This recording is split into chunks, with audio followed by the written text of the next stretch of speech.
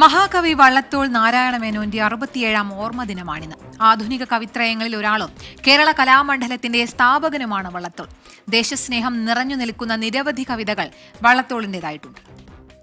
ഭാരതമെന്ന പേർ കേട്ടാൽ അഭിമാനപൂരിതമാകണം അന്തരംഗം.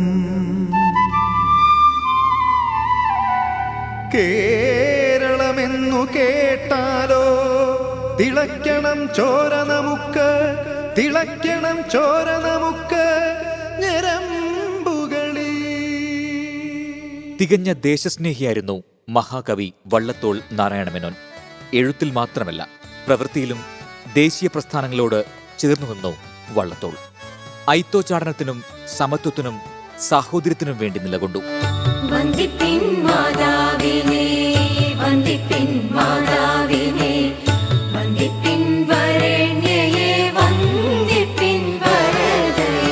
കാവ്യശൈലിയിലെ ശബ്ദ സൗന്ദര്യം കൊണ്ടും സർഗാത്മകത കൊണ്ടും അനുഗ്രഹീതനായിരുന്നു വള്ളത്തോൾ.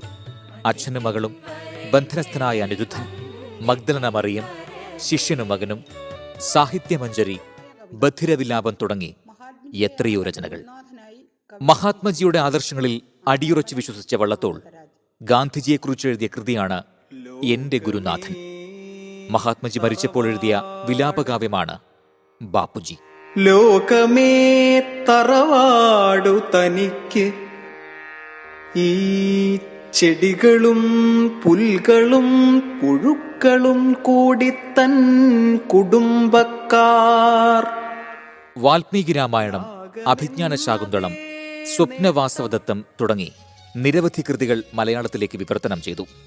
തലമുറകളായി മലയാളികൾ കേൾക്കുന്ന മനോഹരമായ ഉറക്കുപാട്ടും വള്ളത്തോളിൻ്റെതാണ്.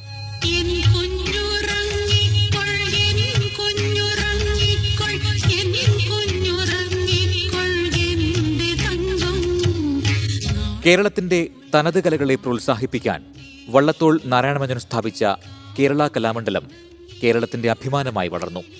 രാഷ്ട്രം പത്മഭൂഷൺ നൽകി വള്ളത്തോളിനെ ആദരിച്ചിട്ടുണ്ട്. വള്ളത്തോൾ നാരായണമേനോന് 24ന്റെ സ്മരണാഞ്ജലി. Research desk 24.